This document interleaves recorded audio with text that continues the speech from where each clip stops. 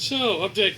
I finally took the plunge of getting a real command station.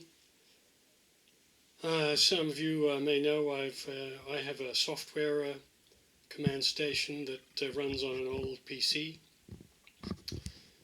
I've had it for years.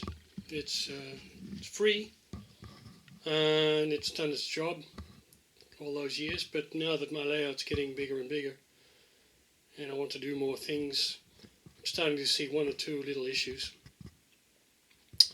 One of the things is I want to do a DCC 128 steps locomotive,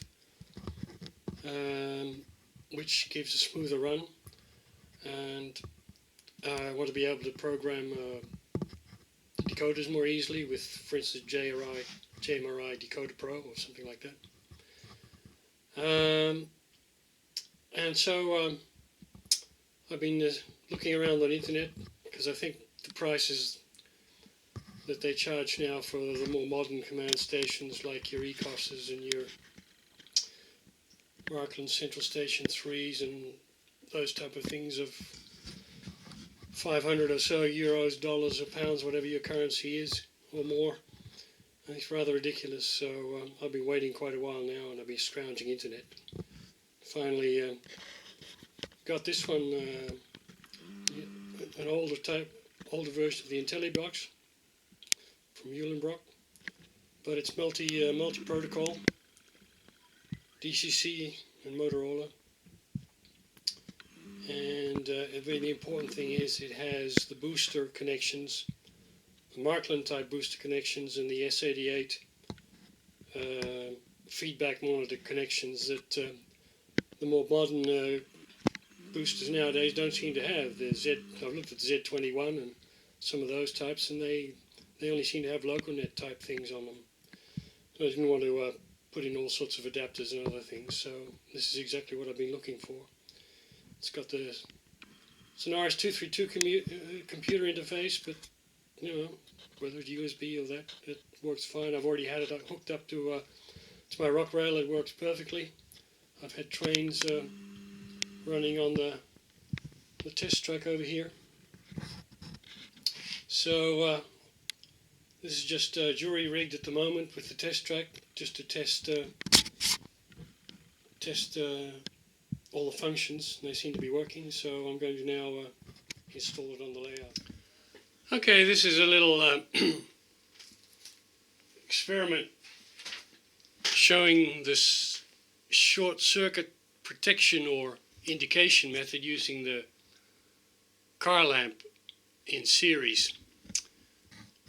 I'd never used it before because I didn't need it, because on my previous command station, which was software based, it could accept a short circuit for a few seconds whilst you were re-railing a car or something like that. The issue now that I now have with this command station is that it immediately goes to stop and you have to reset it. So let me show you. Here's the track. I'll just create a short circuit. There, that's the short circuit. The lights of the locomotive have gone out, and if you look at the command station now, you can see the little stop LED there flashing, and that will remain there. And you have to reset the command station by hitting the go button, and now it's operable again. Lights are back on. The locomotive can run.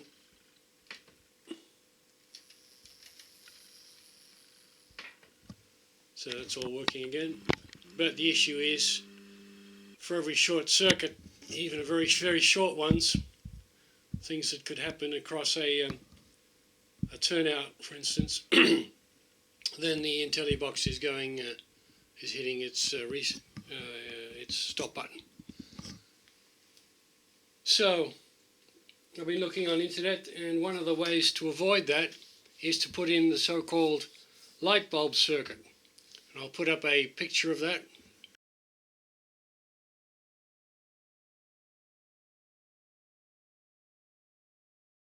Again, I'd never used it before. I knew about it. I just checked it recently.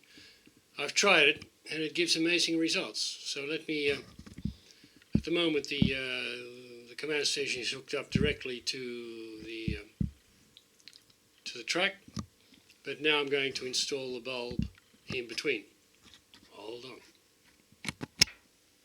Alright, I've installed the light bulb in between, but just to check everything is running. See, the locomotive is running backwards and forwards, as it should. The circuit is active. There we go. But I have hooked up in series now with the track wire. I've just put in series. I've put in a halogen 24 volt bulb. They say you can use a car bulb. It's 12 volts typically, or any bulbs that are about 12 to 24 volts. You can use. So that's now in between. And now let's see what happens when I create a short. Okay, everything's in the picture. Now I'll create a short here. And look at that.